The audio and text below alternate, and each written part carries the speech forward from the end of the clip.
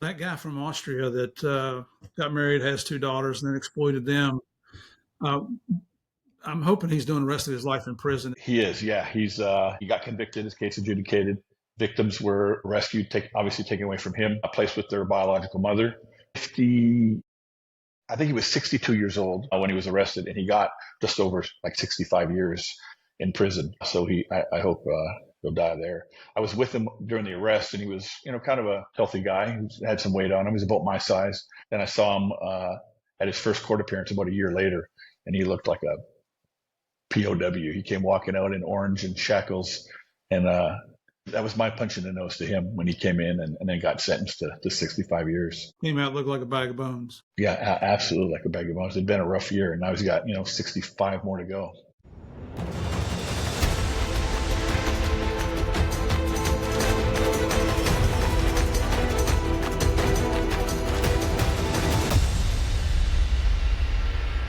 Hey, everybody. Why did you come back? Because you love me. That's why you came back. Welcome back to the next episode of Game of Crimes with Murph in the Morning. You probably noticed I don't have my headset on today, and I don't have a microphone in front of my face. We had little technical issues. I think it was probably on my end because Murphy's Law, if anything can go wrong, it's going to. We'll just see how the podcast goes because it might be a few more things. But you'll understand a little bit more about that after I introduce our guest to you. I want to remind you that January is National Human Trafficking Awareness Month. And if you 3 episodes ago, the first episode of 2025 here on Game of Crimes was with Tyler Schwab, who runs Libertas International down in Colombia. That's the second time I've had him on the show. That's an organization that I support now. I will continue to support as long as I can. But, and I don't want to get ahead of myself here, but our guest today is also involved in that work, and I'll tell you more about it once we get to that part in the show. But right now, what I want to do is welcome Chad Meli to our podcast today. Chad, welcome, brother. Good to have you on the show. Hey, Steve, thank you. Thanks for having me. Great to be here.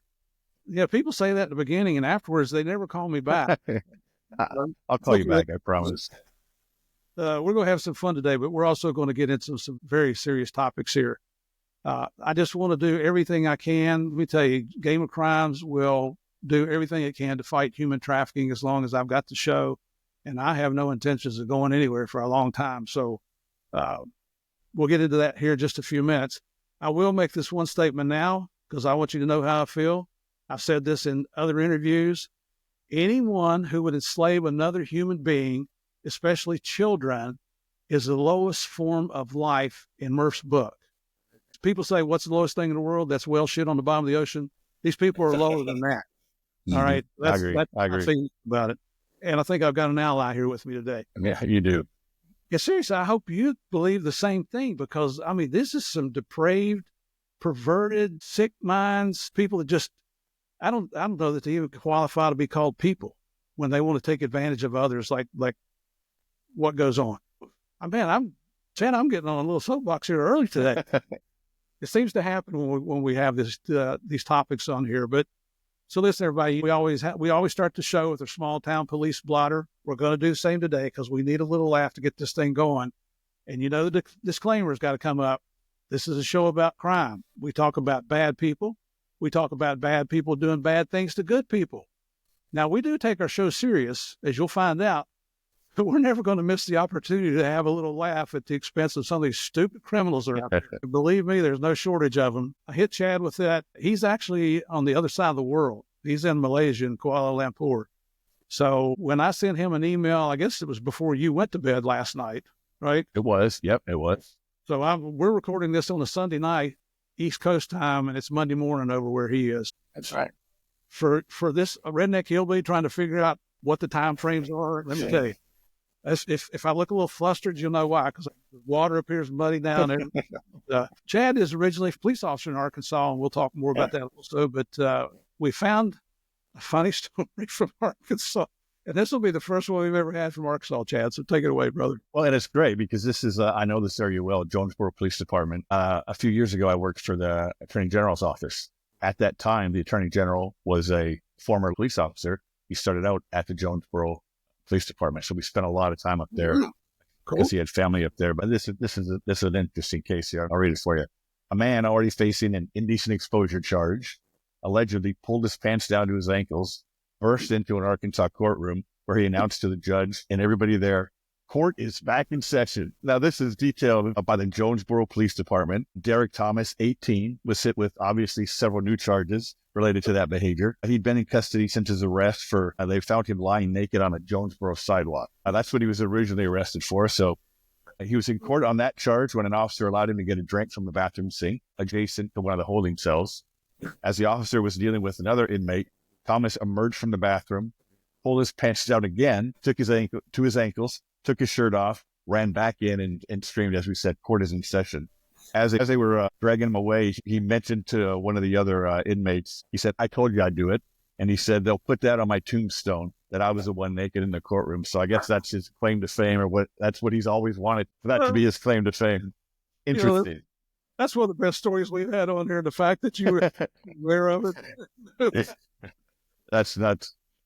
I got to say, I was a cop for 38 years. I never saw anybody come in court with their pants down and their shirt off. Yeah, no, I never have either. Not in court. What's it say about our youth today? Not anything real good, does it? Yeah.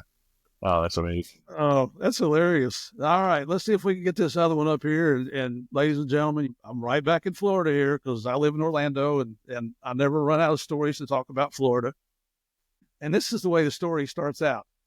In a story so Florida, it hurts. That says a lot right there. That says it all, doesn't it? Yeah. A woman was arrested after allegedly leaving her 2 small children alone in a hot car that had a bag of methamphetamine on the front seat while she shopped at a Dollar Tree store. Now, I don't like that last part because I shop at Dollar Tree. I don't want to bring a bad name on that business, but that's where she was. Investigators alleged that Nicole Buffington, who was 24 years old at the time, left the minors in the vehicle for nearly 30 minutes. Now, this is Florida. It gets warm here, right? Mm-hmm. Police responding to a 911 call found the children, a 7-year-old boy and a 1-year-old girl. Cops also discovered a bag containing a crystalline substance on top of the clutter on the driver's seat. Field tests revealed that the substance contained meth. Buffington was subsequently contacted inside a nearby Dollar Tree store and arrested on child neglect and narcotics possession charges. She was booked into the Pasco County Jail, where she remained locked up on a $10,000 bond. According to her Facebook page, she works at McDonald's, but the cops have her listed as unemployed.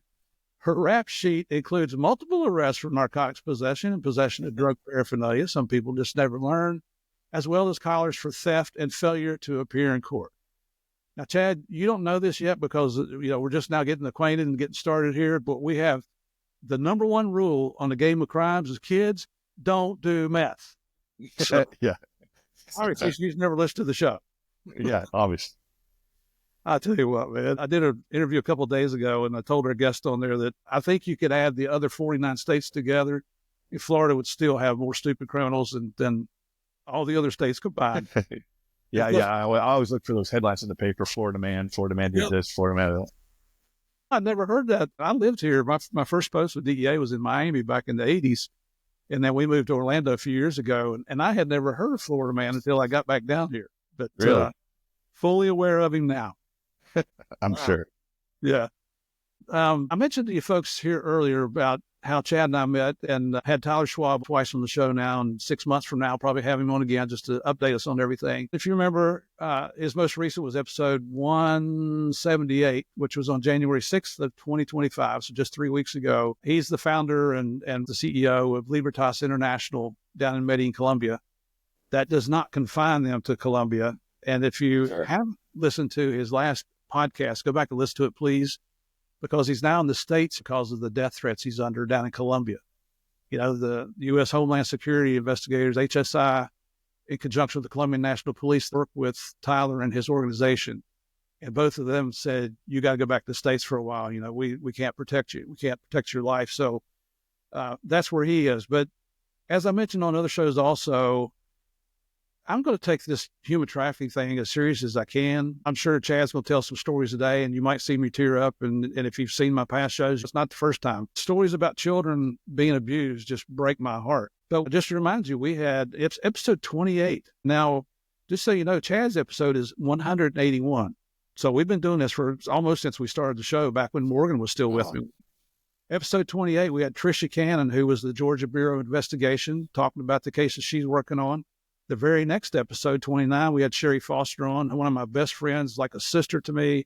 She was GBI, and then she did a career with DEA. She now works for the U.S. Attorney's Office in the Northern District of Georgia. She talks about what she did.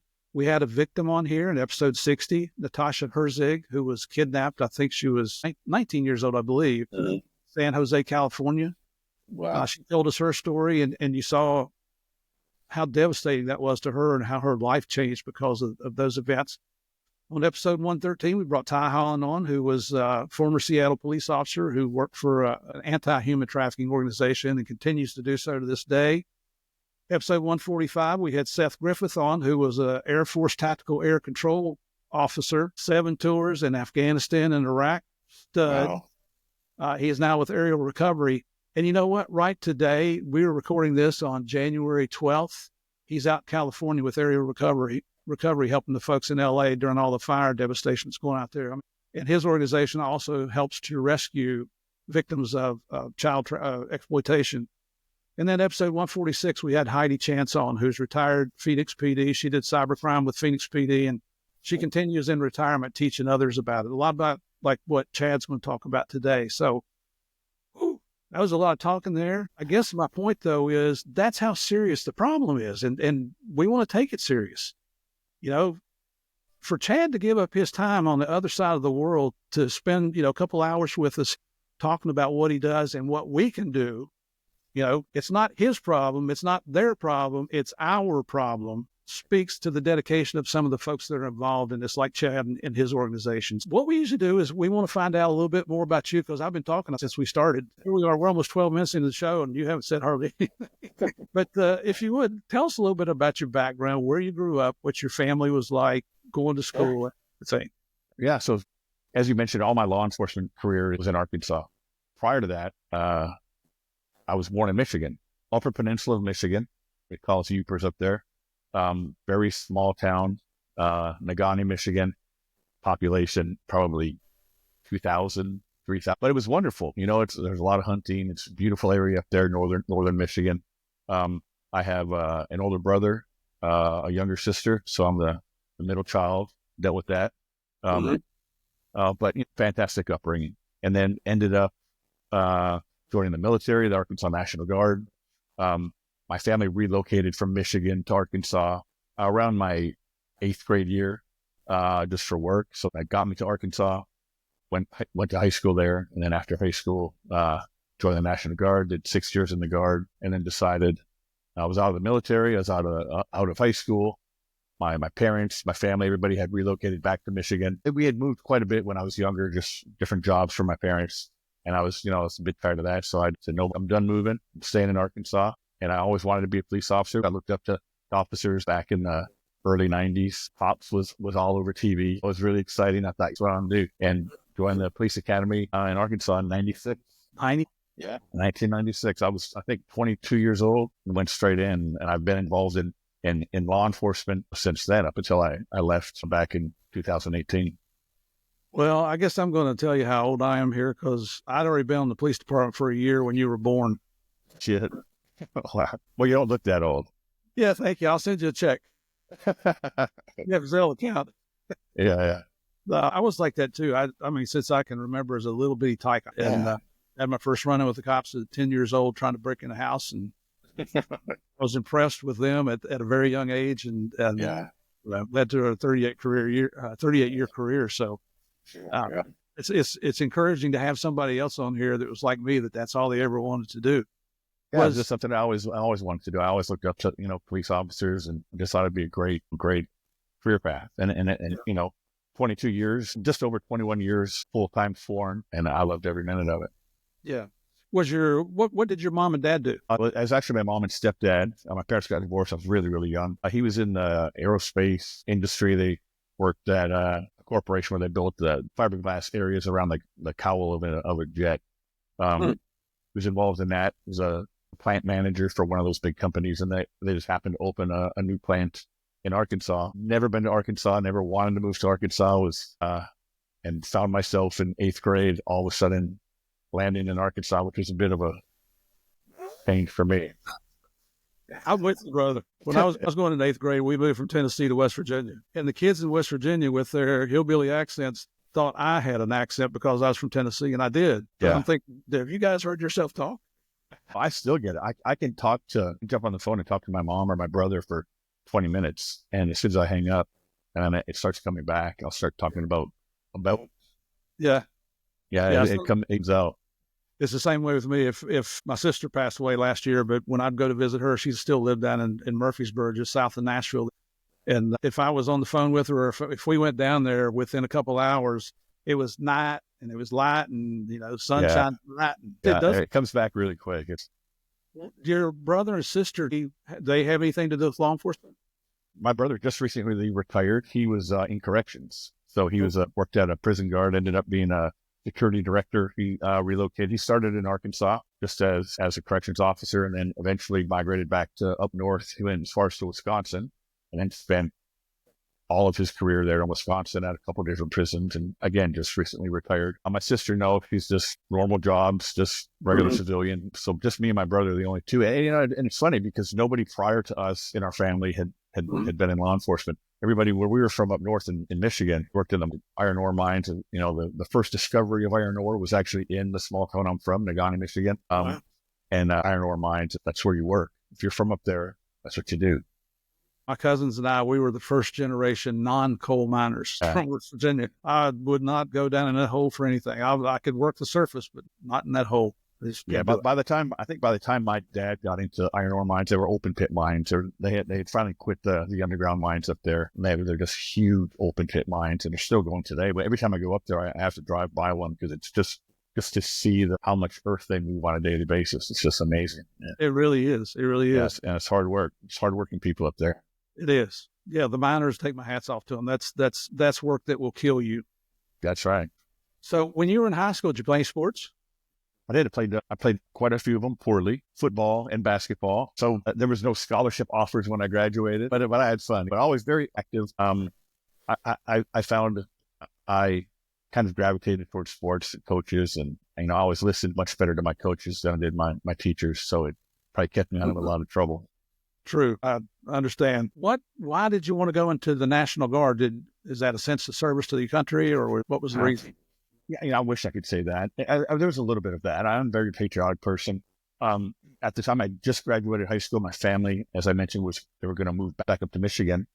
And by that time, finally just turning 18, and I was tired of moving. And I had no means to support myself to stay in Arkansas, but I made the decision I wasn't going. So I joined the military just to get a paycheck. I needed the discipline for sure. After going through 8-week boot camp, because even for the National Guard, it's the same boot camp as the regular Army. It's just after boot camp, you go back home rather than getting immediately deployed to a full-time base. But after doing that 8 week, I was convinced, and I still am that everybody should go through boot camp. It should be mandatory just to learn that respect. And I needed it, boy. I needed it bad, and I think it still helps me even today. I think back to the discipline and the things that I went through during those 8 weeks. It was great. Yeah, that's talk to employers, especially big corporations. They want to hire former military folks because they have discipline, they have respect, they know how to get a job done, they know how to focus on a mission, that type of thing. So, and I love the fact that our veterans get preferential treatment, at least in the government. I don't know if they do in the private sector, but that point system. So that helps them out too to get a job. I like that. And when I first went in, I was interested in being an MP. I mentioned I always wanted to be a police officer. I thought, well, what better position within the Army than to be an MP? Just the unit that I was trying to get into, there wasn't an opening at the time. And I stayed in for 6 years, hoping to be able to kind of transfer into the MPs. And it was getting close, but I hadn't yet. And then there was an opening to test at one of my first agency in Arkansas. So it was like either extend in the military or get out and go full-time into law enforcement. And I'm glad I made the decision that I did, because I left in good standing and then went straight into law enforcement. Went to the academy just a few months after getting back. What was your job in the Guard? I was a 63 Bravo, which is just like a mechanic. On just regular vehicles or tanks or? No, just regular vehicles. Deuce and a half, 5 tons, Humvees. Gotcha. Nothing exciting. And I did my boot camp and my my advanced training in in South Carolina, Fort Jackson. Nice and cool down there, wasn't it? Yeah. Being from the South, just that and the bugs, holy cow. Yeah. I mean, it's, you served your country, 6 years service there. So thank you for your service. Well, thank you. Yes. We have a nephew. It's actually my wife's niece, her husband, and his first name's Dusty. I won't go past that, but he's the senior NCO. He's a command sergeant major for the National Guard in West Virginia. Okay. Awesome. Senior NCO in the whole state, which somehow gives him some jurisdiction over the Air Force Guard as well in West Virginia. I don't understand how that all works, but think the world of him. Just proud of you, very, very proud of his service, just like you. So your first police department, where'd you go? Heber Springs Police Department. About an hour north of Little Rock, kind of a seasonal location, a recreational area, huge Corps of Engineers lake, and a lot of hunting, a lot of camping, a big area. Went to the police academy. It was 12 weeks at the time, and then came back and started out patrol, working traffic, speeding tickets, and domestic calls, and just kind of worked my way up into investigations. Yep. How many sworn officers did they have? Not very many, probably 15. When I left, it was a pretty small agency. And then our next agency after that was the Arkansas Attorney General's office, which was pretty big, 180 employees. Not so many licensed, certified law enforcement officers. Most of them were attorneys and prosecutors and special prosecutors. But that was quite a difference, going from 15 officers to downtown Little Rock. It was great. Yeah. That was, did you tell me you had a contract job in there? Yeah, right in between there. Right when I left Heber, I'd gotten a taste of the military. I did my 6 years. I always wanted to deploy and go overseas. And I never got that opportunity during my 6 years. It was right after the Gulf War, missed that. But I always wanted to. And I finally got an opportunity after having 12 years as a full-time police officer. I went over as a civilian contractor to Afghanistan. I did a year and a half over there with DynCorp as like a law enforcement mentor, where we were mentoring, kind of training Afghan National Police and Afghan National Army. So I did a year and a half over there, which was just kind of a break in my law enforcement service. And when I came back, I went straight to the Attorney General's office. Were you in Kabul? Yes, our main base was there. And then I spent the majority of my time in Paktika, which is kind of a southeast area of Afghanistan, right on the Pakistani border. Oh, wonderful, wonderful place, huh? Yeah, it was great. And it was a very unique job. We would go in with the military, obviously, because there's only a couple of us mentors. We would partner up with an Army police mentoring team. We would go in and take over an entire district, take all of their law enforcement out. We would take them to Jalalabad, and we would put them through a police academy, and then we would stay with them during the entire academy. Then once they graduated, we would take them back to their district. We would live with them, go out on patrols with them, and kind of implement the things that we trained them on and show them how to do patrols. And military would show them military tactics. We'd show them some law enforcement tactics. It was a wonderful opportunity. I never really traveled that much. Now I travel too much, but it was kind of my first introduction into international travel. It was quite an experience. Yeah. When I was still with DEA, I did a 2-week TDY to Afghanistan. And we were playing at the DEA base there in Kabul, but we went to Bagram, Jalalabad, Kunduz, and Kandahar. Okay. And so I came back and then a few years later retired, and a friend of mine owns a contracting company in the DC area. He called and offered me a job to go over and be the mentor to the head of the Afghani intelligence agency. Oh, wow. And the money was unbelievable. It was a 1-year assignment. You got 2 R&Rs and 1 home leave or something like that in a year. And it was very attractive financially. After I'm thinking about it, I called him back and I said, brother, I tell you what, man, I've been to Afghanistan once. I didn't leave anything over the reason for me to go back. Thank you, but no, thank you. Yeah. I was there for a year and a half. And at the time I had married and had a couple of young kids. And had I not had the kids or the marriage at the time, I probably would have stayed. But it was tough being away. And but you mentioned Bagram. We were, when we would be in Kabul, we would make up a reason to go to Bagram. We would go in and somebody has to get something signed or something just so we could do a 1-day trip to Bagram just to hit Popeyes. I thought you were going to say the PX. No, Popeyes. I had a Popeyes chicken there. And, you only eat so many MREs and goat meat. So whenever we got a chance for Popeyes, we'd make up some reason to go. I can't believe we didn't get blown up just trying to go to Popeyes, but we're lucky we never did. No, when you're in these dangerous situations, you kind of get used to it. And it's amazing what you can get used to and get comfortable with. It really is. And then you don't want to get complacent. That's where the danger part comes in. Yeah, you're right. So you came back from the contract job. Did you already have the Attorney General's job lined up then? I had applied for it and I got narrowed down to short list, came in on my final break. And got it right away. Yeah, it was kind of in the works as I was wrapping up that contract. I did 1 year, a 6-month extension, and I had it open where I was coming back from my final interview. If that didn't happen, I was going to extend. They hired me. I was the first hire for their new cybercrimes division. Prior to that, the Arkansas Attorney General's office didn't have a cybercrimes division. They didn't really even have a law enforcement leg. The Attorney General is the highest ranking law enforcement official in the state of Arkansas, but they had no sworn staff. So they created that unit. I was one of the first they hired, and I was put on. At first, it was dual service. We do part-time executive protection for the Attorney General, not 24-hour full-time, just when he was at major events, and then kind of part-time duty on cybercrimes. So I kind of went back and forth, was dual trained, but once I got exposure to cybercrimes, I had no idea that was something, number one, I would be good at, or number two, that I would really be interested in, but both became true and was off and running after that. So you had no background in cyber whatsoever, huh? No, I was always a bit savvy on the computer, but no formal training. I didn't go to university. All my digital forensics training, I am trained for digital forensics now on a lot of tools, on phones and hard drives. All of my training is through law enforcement, none of it through college or university. Can you program a VCR? No, probably not. Me either. I have to get the grandkids to do that. So before we delve into that, you spent about 6 years there with the Attorney General's office, and then you moved over to another agency, right?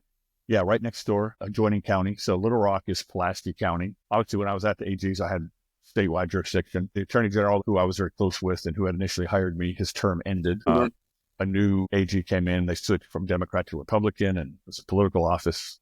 So you know how that goes. So I left there and just went right next door to Faulkner County. It's a neighboring county, Pulaski County. And I was straight to the major crimes unit, and they allowed me to continue doing just cybercrime. That was my whole goal. All I did was cybercrimes, crimes against children, or ICAC type crimes, internet crimes against children, online exploitation, trafficking, peer-to-peer, CFAM cases. Oh man, how long were you there before you left? Sheriff's office, I think 4 years, and then I left. So at the end of my 4 years at Faulkner County, I had been in law enforcement full-time at that point, a little over 20 years. And I got an opportunity to leave and continue the work as a civilian for an NGO in Southeast Asia. And I thought it over. It was a tough decision. I was getting to the point where I think I was getting close to burnout because I did have other cases on top of my cybercrimes duty. And I was an on-call investigator. So I also had homicides and stabbings and other cases to work, which makes it really difficult. So I made the decision, you know what, I like to work, and there's I don't want to say better place to work these types of cases. It's not better to work these types of cases anywhere, but I found myself from Faulkner County, Arkansas, working these internet crime against children cases to living in downtown Bangkok, working cases all over Southeast Asia. And I've been doing that for the last 7 years. Does your wife move with you? No, I'm divorced, single now. So yeah, it's just me. My kids are older now. My son is 19. My daughter's 25.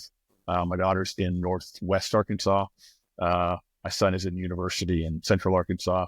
So they come over quite a bit, spend some time with me on their summer breaks when they're available. That's a pretty exotic place to visit. It is. My son, the first time he ever flew internationally was from the U.S. to, I think I met him I flew over with him. I just wore him out. He was with me for about 2 months. And I think we hit 11 countries in 2 months, just all in Southeast Asia. Yeah. It's great. I travel. I go through a passport about every 3 years, so we're out of pages. Wow. Yeah. So just for our listeners, where are you sitting at right now as we're doing this interview? Yeah, so I'm downtown Kuala Lumpur in Malaysia. It's a great location to be based. I'm about a 2-hour flight from Bangkok, 1-hour flight from Cambodia, 2-hour flight from it to Indonesia. These are all countries that I kind of cover and I stay active in. From small town, was it Hebert Springs, Yeah. Arkansas, to living in Southeast Asia? What a change. When you started with the Attorney General's office and their cybercrime, they got you the training. What was your primary crime at that time? Most of it was online exploitation, traveler cases, people that were online. It was kind of dual. There were a lot of cases of people that were obtaining CSAM. CSAM is child sexual abuse material. So people that were going online, finding that type of content, and then viewing it and sharing it with other people.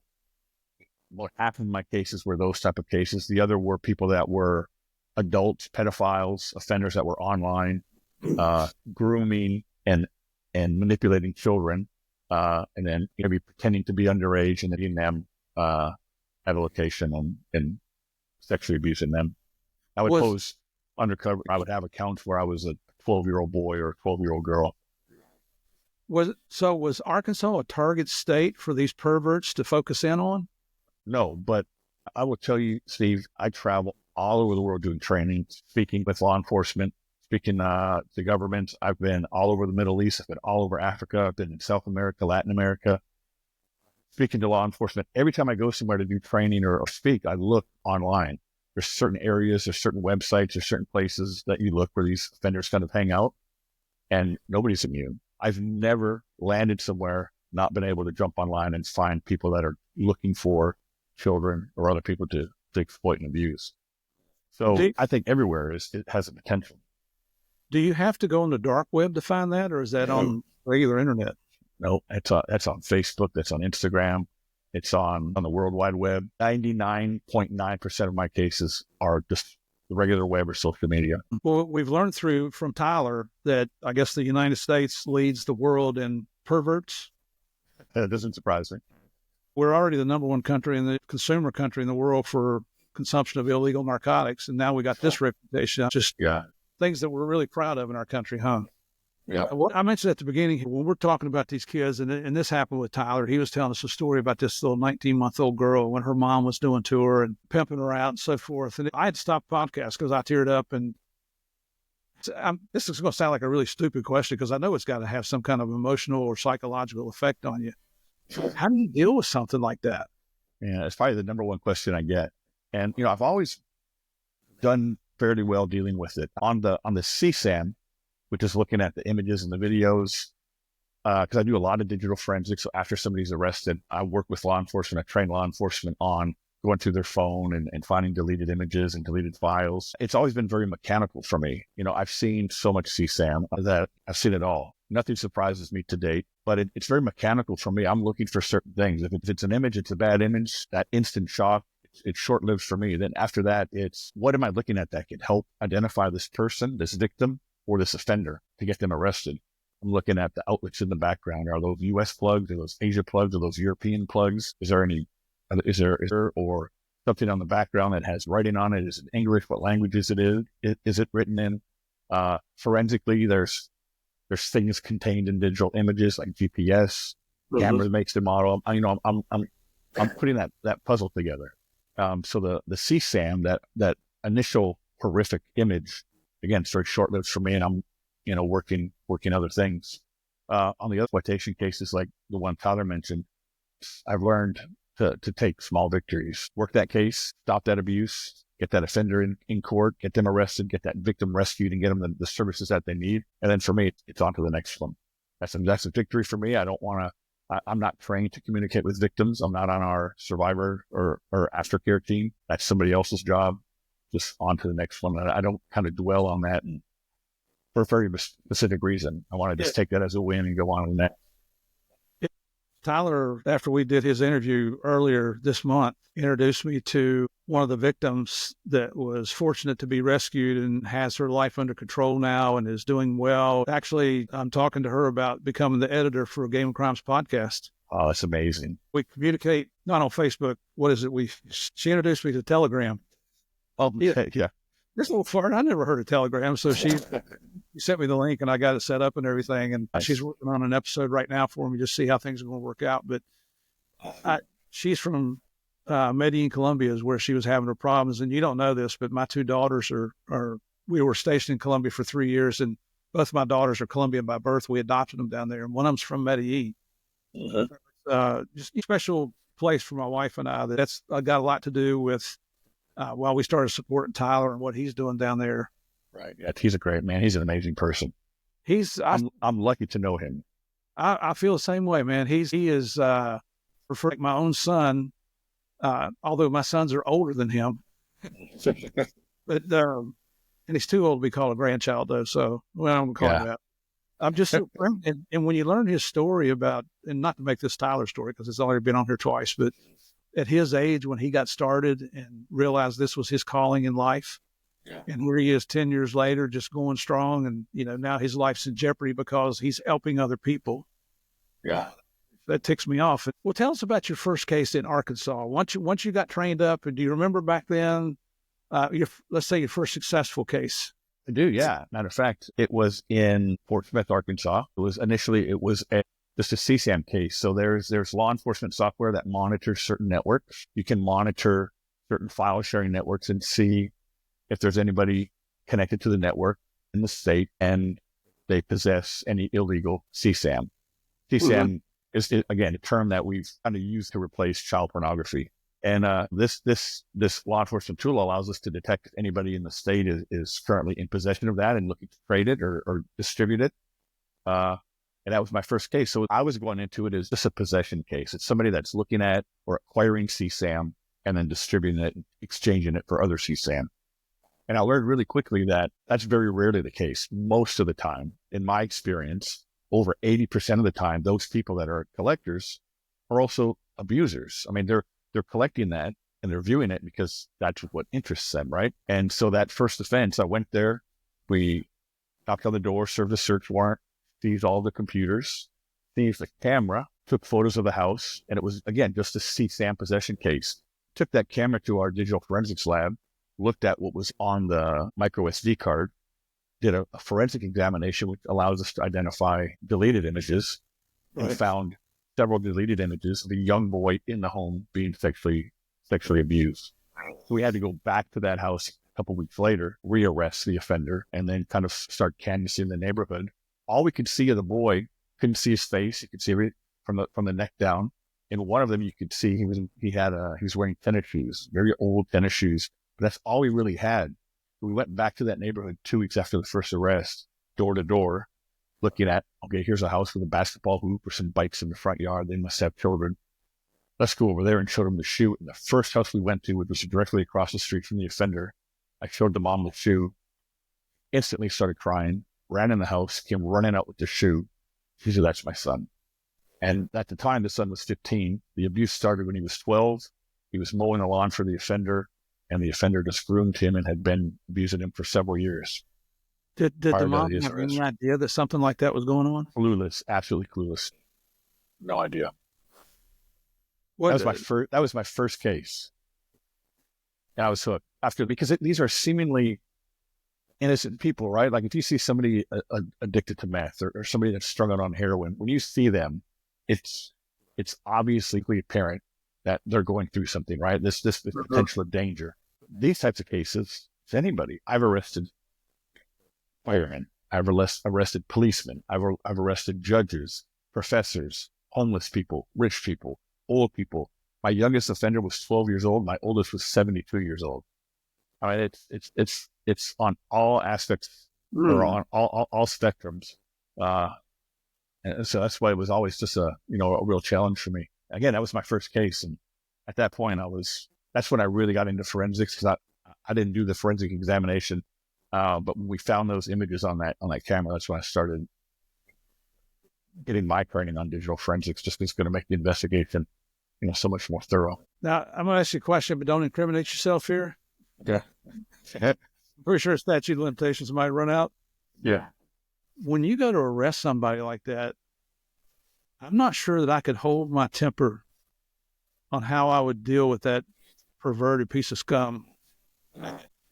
I guess the good Lord gives all of us abilities, and that's not one of my abilities. How do you handle that? It's tough. I hate them just like everybody else. And I've always been very careful. Later on in my career, I had an experience where we were arrested, a really bad offender. one of the most evil people I'd ever dealt with. Mm-hmm. And it was going to be kind of a surprise arrest. He was coming to what he thought was pick up another child. He was going to get arrested. And I had members of our SWAT team at the time accompany me on that arrest because he had some criminal history, some criminal violence in his past. And we wanted to make sure we had our tactical team there. And they did what tactical teams do, right? He resisted and he was met with a sufficient amount of force, but he got roughed up quite a bit, deservedly. And I tried to interview him afterwards, and he was so pissed off about that he wouldn't talk to me. And I needed him to talk to me. I needed his passcode to his phone, some passwords and things to make my life a lot easier on the forensic side. So I learned very quickly that even though I'd love to just punch him in the face or do a rifle butt right to the nose, it's better to wait, make that go as smoothly as possible. And then when I get my up years is at court. When they get 350 years, they're in prison for the rest of their life. And we've had some sentences in Arkansas courts that were that high, up into the 320 year sentences. So that's when I break it off in them. Yep. Wow. I'm getting amped up here just listening to you talk about stories. This is cool. In my law enforcement career, I was in a lot of shootings, and they didn't bother me. The only time they ever bothered me was when my partner was shot. He survived, their informant was killed, but that one bothered me because it was my partner, I think. I know a lot of people can't deal with shootings. I know cops that get in their first shooting, they quit. They've had enough. So it just takes a special person, and it sounds like the good Lord gave you the ability to deal with this so that you can protect the innocent. Which is exactly what we need. You don't need some jackass like me out there with a hot temper that's going to blow the case. Right. They can think it through logically and get the evidence in order, make sure all the T's are crossed and all the I's are dotted, and put these son of bitches away for the rest of their lives. Yeah, because a lot of these guys, like we mentioned, are successful people, seemingly normal, successful people. So a lot of times they have a lot to lose. So they're hiring defense attorneys and they're hiring experts, and they're going to contest any evidence that you have. So it has to be done right. I think it's easier, like presenting digital forensic evidence in court. I mean, it's technology and it's fact. Like, this is how I found it. And, it's almost indisputable. In court, what are they going to dispute? They're going to look at the human error. They're going to make sure I'm certified that the software's licensed. So they're technical cases, and most of the time they go to court because they're not getting a plea bargain. Nobody wants to plea bargain with a pedophile, and then they have a lot to lose, so they're going to go to court. So it has to be done properly. God bless you, man. My hat's off to you for what you're doing here. We've been going quite a while now, and there's so many more questions I got for you, and more stories we want to hear from you. But we're going to call an end here to part one. So, ladies and gentlemen, thank you for joining us for part one. You got to come back and listen to part two tomorrow. We're going to get into more things that Chad's involved with and what he's doing now to protect not only us here in the United States, but other parts of the world. This is just a devastating issue that none of us can afford to overlook. We're all busy in life, but is there anything more important than our children or our grandchildren? And we know there's not. I'm giving you a question that you can't answer any other way. So thank you for joining us here today on the Game of Crimes, and we look forward to seeing you tomorrow. Hey, players, that's the end of part one. Part two comes out, as always, on Tuesday. In the meantime, just a reminder that Game of Crimes is now posting interview videos on YouTube. You can find those at Game of Crimes Podcast. Our website is gameofcrimespodcast.com, where you'll find all our episodes, our guests, book lists, merchandise, and more.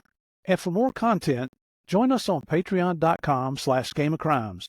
I have several monthly episodes that range from silly to serious, so come on over and join the fun. In the meantime, everyone stay safe. I'll see you tomorrow for part two.